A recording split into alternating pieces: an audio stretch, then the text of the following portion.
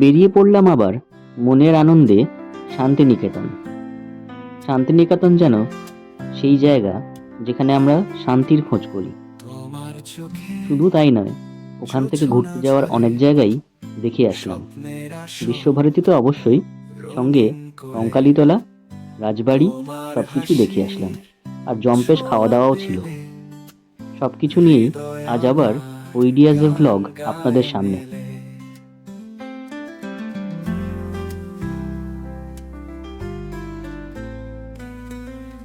যাত্রা শুরু করলাম কলকাতা স্টেশন থেকে। 13161 তেভাগা এক্সপ্রেস করে আমি চললাম কলকাতা থেকে বোলপুর শান্তিনিকেতনের উদ্দেশ্যে। ট্রেনে এখন চেপে পড়েছি। বাইরের দৃশ্য দেখতে দেখতে চলেছি এক অজানা পথে। শান্তিনিকেতনে আমি এই প্রথমবার যাচ্ছি, তাই উৎসাহটা যেন একটু বেশি আমার। চলে এলাম এখন বোলপুর শান্তিনিকেতন স্টেশনে। এখান থেকে নেমে একটা টোটো বুক করে আমি চলে গেলাম আমার প্রি বুকিং করে রাখা রিসর্টের দিকে। স্নিগ্ধ গাছের ছায়াগুলো এখন আমার সঙ্গী। চলতে চলতে এবার এসে পড়লাম পঞ্চবন আর্ট রিসর্টে। মেক মাই ট্রিপ থেকে এটা বুকিং করেছিলাম। ভেতরটা ঢুকে এবার আপনাদের দেখাচ্ছি। এখানকার অ্যাস্থেটিক ভিউগুলো খুবই সুন্দর, এবং কেন বুক করেছি এই রিসর্টটা সেটা আপনারা এবার বুঝতে পারবেন। এটা রিসেপশন রুম। এই রুমটাই দেখুন কি সুন্দর করে সাজানো, দেখে খুবই ভালো লাগবে। যারা শিল্পী মানুষ তাদের তো এখানে আসলে যেন স্বর্গের মতন অনুভূতি হতে থাকবে।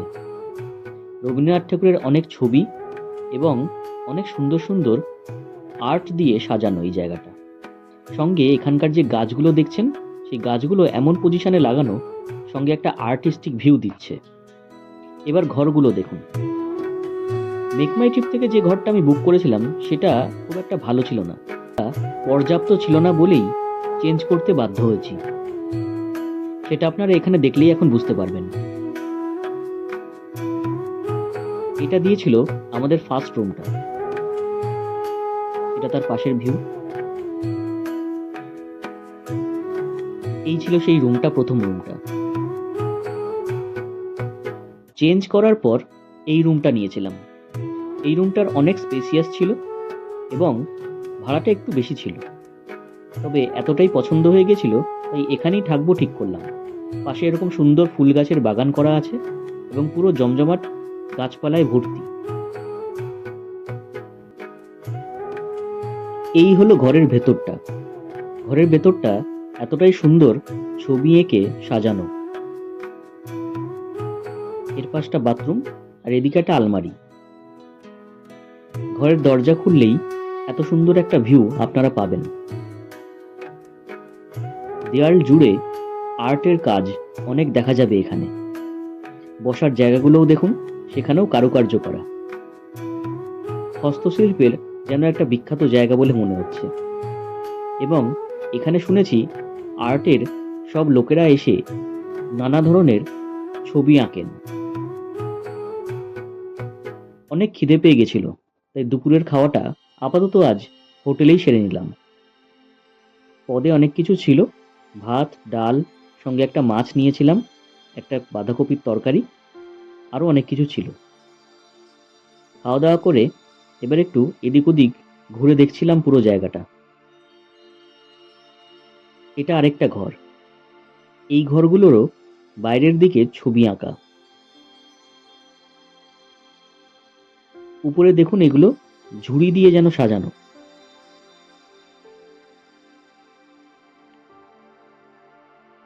এই রাস্তাটার মধ্যে দিয়ে গেলে একটা ছোট্ট ভিলা মতন পাওয়া যায়।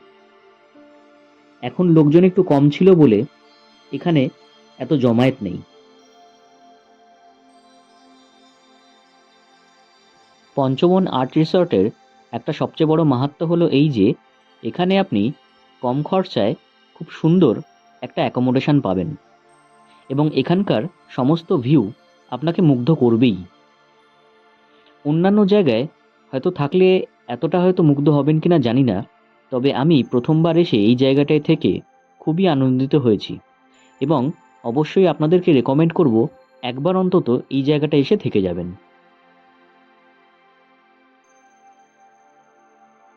ঘুরতে ঘুরতে এই জায়গাটা দিয়ে একটা জলাশয়ের দিকে আমি এগোচ্ছি।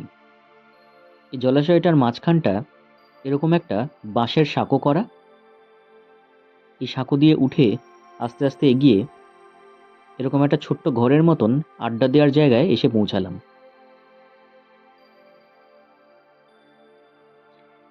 বসার জায়গাগুলো খুব সুন্দর করে গোছানো, পাশে আবার গাছগুলো সুন্দর রয়েছে। চারিপাশটা দেখুন, খুব ভালো লাগবে। দূরে দেখুন রাজহাঁসগুলো ঘুরে বেড়াচ্ছে।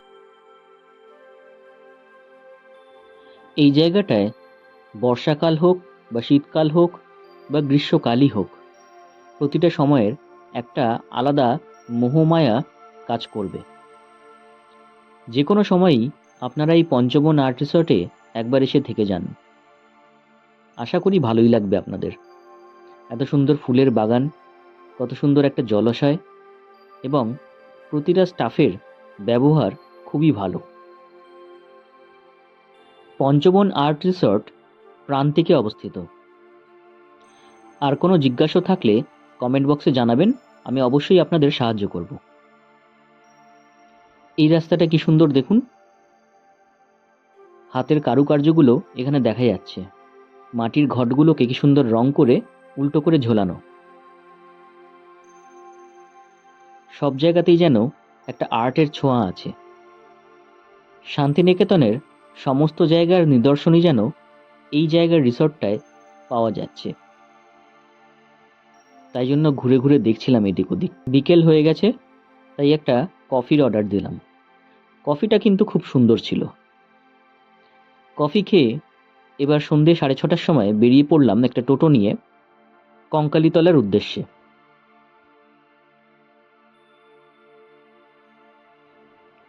রাতে বেশ ঠান্ডাই ছিল, মাঘী পূর্ণিমা ছিল। সেই পূর্ণিমার চাঁদ দেখতে দেখতে এসে পৌঁছালাম কঙ্কালীতলায়। এই হলো কঙ্কালী মায়ের প্রধান গেট। এখান দিয়েই প্রবেশ করলাম। কেন জানি না, আমার এই জায়গায় এসে একটা আলাদাই অনুভূতি হলো। প্রথমবার এলাম ঠিকই, কিন্তু এই জায়গায় এসে একটা আলাদাই পজিটিভিটি ফিল হচ্ছিল। কঙ্কালীতলা কেন এত বিখ্যাত, তার প্রধান কারণ হলো সতীর এক পিঠ, এই পিঠ। এখানে নাকি সতীর ওয়েস্ট মানে কোমরের অংশটা এখানে পড়েছিল। এটি হলো সেই প্রধান মন্দির। মন্দিরের ভেতর থেকে দেখুন, সোজা দূরে দেখা যাচ্ছে মায়ের সেই মূর্তি।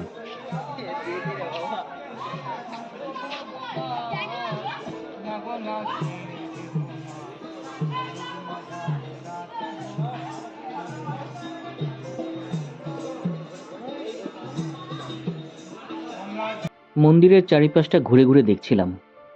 এখানে অনেক তন্ত্র সাধনাও হয়।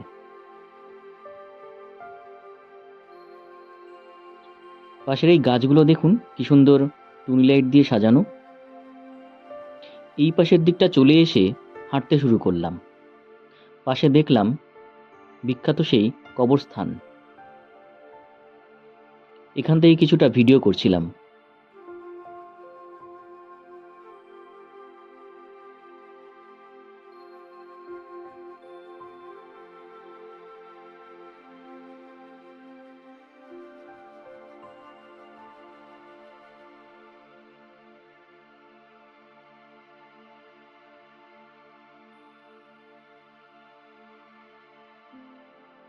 মন্দিরের চারিপাশটা ঘুরতে ঘুরতে এখানটা এসে স্থগিত হলাম। দেখলাম অনেক সাইকেল দিয়ে এরকম একটা স্ট্রাকচার তৈরি করা হয়েছে, তাই ছবি তুলে বেরিয়ে এলাম এপাশে। মন্দিরের আরেকটা পাশে ছিল একটি শিব মন্দির। রাতের বেলায় হোটেলে ফুরে আমি অর্ডার করেছিলাম ব্যাম্বু চিকেন। খুব একটা আহামরি কিছু লাগলো না, খেয়ে শুয়ে পড়লাম। পরের দিন সকালবেলায় উঠলাম। ভোরবেলা এত সুন্দর দৃশ্য দেখে ছবি না তুলে পারলাম না।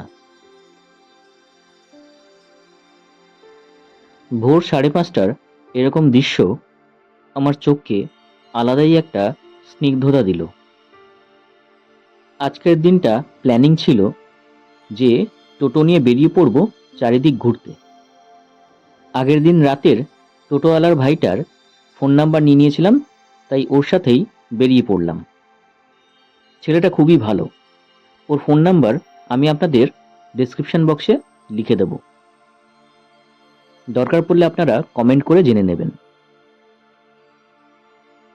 চলে এলাম প্রথমেই সোনাঝুরি হাটে। আমার রিসর্ট থেকে সোনাঝুরি হাট বেশি দূরে নয়। সোনাঝুরি হাট প্রথমবার এসে খুব ভালো লাগলো। এই জায়গায় যে এত সস্তায় জিনিস পাওয়া যায় তা জানতামই না।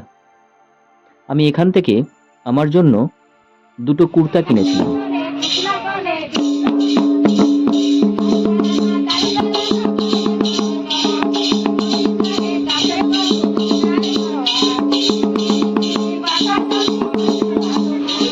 শান্তিনিকেতনে বাঙালিরা আসবে না এটা কখনো হতেই পারে না।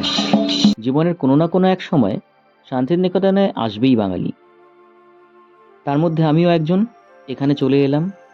এখানে চলে এসে এই সোনাঝুরি হাটে অনেকক্ষণ আমি সময় কাটাচ্ছিলাম। জিনিসগুলো অনেক কিছুই কিনতে ইচ্ছা করছিল, কিন্তু নিয়ে যেতে পারবো না বলে আর কিনিনি। রবীন্দ্রনাথ ঠাকুর কোপাই নদীর পাড় থেকে তুলে এনে লাগিয়েছিলেন। আর যে পিছনে ওটা দেখতে পাচ্ছেন ওই দিকটা এখন ঘিরে দিয়েছে, ওটা হচ্ছে আনন্দ পাঠশালা। ওখানে বাচ্চাদের স্কুল সকাল 6টা থেকে খুলে 11টা বন্ধ হয়। ভাইটি আমাদের গাইড করছিল এবং বলছিল যে এই গাছটি নাকি রবীন্দ্রনাথ ঠাকুর নিজে হাতে লাগিয়েছিলেন। কোপাই নদীর পাড় থেকে তুলে এনে এখানে বসান। যে সুন্দর পাড়ার গরু গাড়ি পূজায় করা পঞ্চহারি এই গাছের তলে লিখেছিলেন। এই গাছের তলায় এই গাছের তলার বসেই নাকি রবীন্দ্রনাথ ঠাকুর লিখেছিলেন, কুমোরপাড়ার গরুর গাড়ি বোঝাই করা কলসি হাঁড়ি।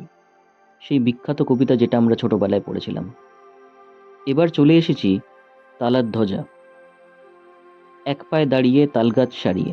সেই বিখ্যাত কবিতার আজ পূর্ণ নিদর্শন আমি উপভোগ করছি। সেই তালগাছ, যে তালগাছকে দেখে উনি লিখেছিলেন এই কবিতা। এবার চলে এসেছি উপাসনা গৃহে, রবীন্দ্রনাথ ঠাকুরের উপাসনা গৃহেই।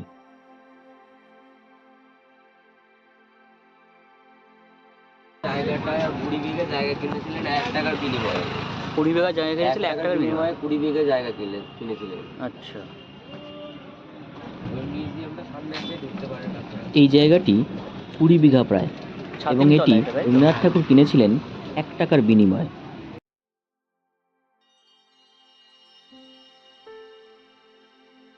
এখনো অঙ্কুরে যাহা তারই পথপানে, প্রত্যহ প্রভাতে রবি আশীর্বাদ আনে।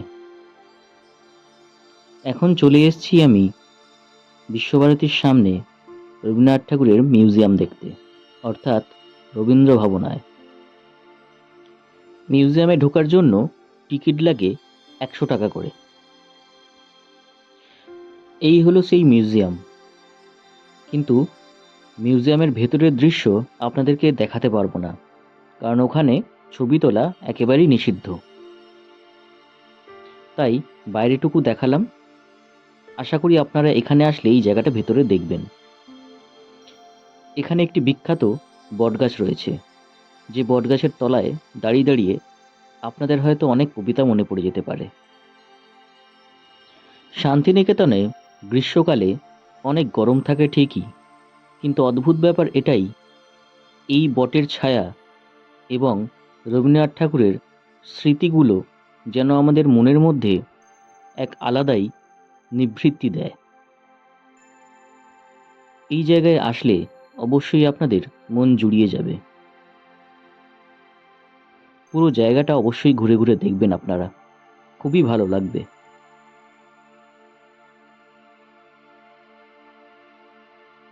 প্রতিটি জায়গায় চিত্রকলা, শিল্পকলা এবং সমস্ত স্নিগ্ধতা মিলেমিশে একাকার হয়ে গেছে। এখানে আমি নিজস্ব ফটোগ্রাফি কিছুক্ষণ ধরে করছিলাম।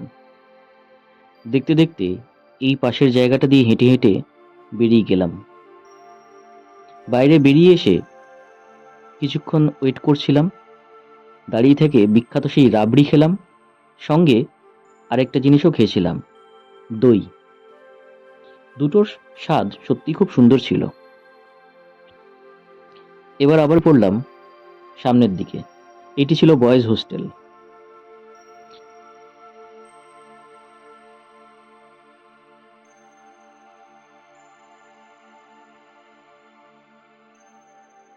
এটা রামকিঙ্কর নিজের হাতে তৈরি করেছে। রামকিঙ্কর, হ্যাঁ।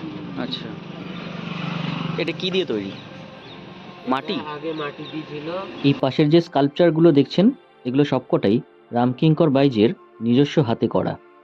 প্রথমে এগুলো মাটি দিয়ে ছিল, তারপর সিমেন্ট দিয়ে এগুলোকে তৈরি করা হয়।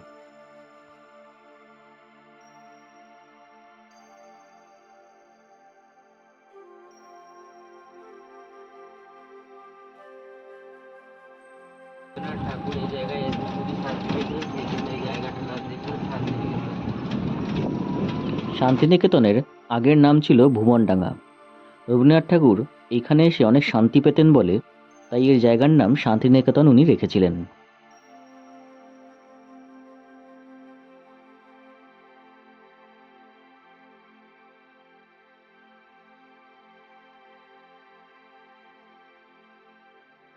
এবার আমরা পৌঁছালাম প্রতীচি, অর্থাৎ অমর্ত্য সেনের নিজস্ব বাড়ির একদম সামনে।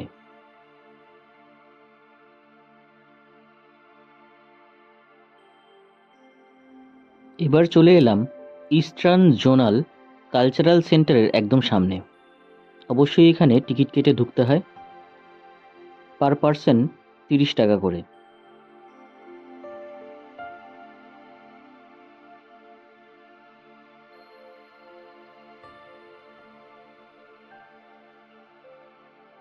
ঢুকতে না ঢুকতেই এখানে একটা বড় স্ট্যাচু দেখলাম।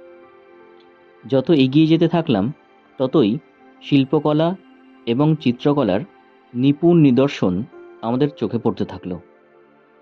আমি অবশ্যই দেখে এগুলো অবাক হই খুব, এবং সারাক্ষণ এখানে থেকে দেখেই যাচ্ছিলাম।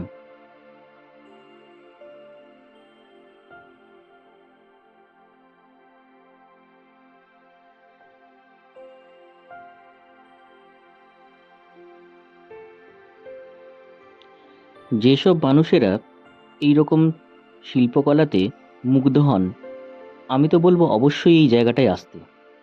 অবশ্য শান্তিনিকেতন এলে আপনারা আসবেনই। আমাদের ইন্ডিয়ান কালচারের এত সুন্দর সুন্দর শিল্পকলাগুলো ফুটে উঠেছে এখানে, সেগুলো না দেখলে বিশ্বাস করার মতন নয়।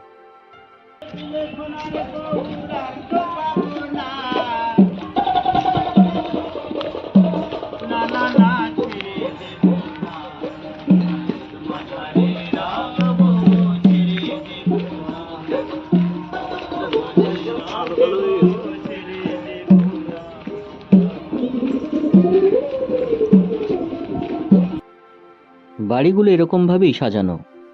প্রতিটা দেশের সমস্ত স্থাপত্য, শিল্পকলা এবং চিত্রকলা সব এক জায়গায় এখানে আপনারা সবই দেখতে পাবেন।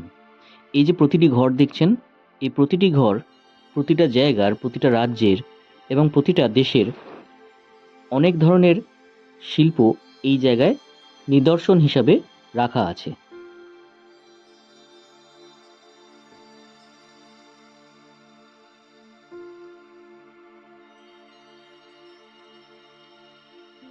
এটি হলো পুতুল ঘর। এই যে পুতুলগুলো দেখছেন, আশা করি বুঝতেই পারছেন এখানে ছৌ নাচ বা পুতুল খেলা দেখানোর জন্য নানা ধরনের ব্যবস্থা করা হয়েছে।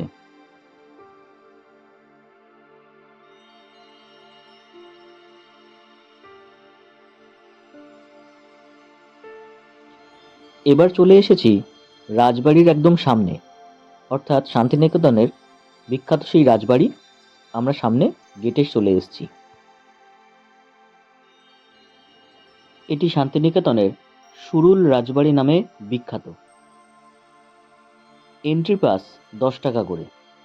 টিকিট কেটে আপনাকে এই ভেতরে ঢুকতে হবে। তাই আমিও ঢুকে পড়লাম। ভেতরটা খুবই সুন্দর করে সাজানো গোছানো। বেলা অনেক গড়িয়ে গেছিল, তাই রামশ্যাম ক্যাফে রেস্টুরেন্টে চলে এলাম আমি লাঞ্চটা সারতে। আমি ওই ভাইটিকে বলেছিলাম যে সবচেয়ে সুন্দর হোটেলটাতেই নিয়ে যেতে। ও ঠিক কাজই করেছিল। এখানকার খাওয়া দাওয়ার সত্যি লাজবাব। খাওয়া দাওয়া করার পর পাশে ছিল খোয়াই নদী। এই খোয়াই নদীর সামনে গিয়ে একটু ভিডিও শ্যুট করলাম। খুব সাধারণ গ্রাম্য পরিবেশ। দাঁড়িয়ে থাকতেই মনটা যেন অন্যরকম হয়ে যাচ্ছিল।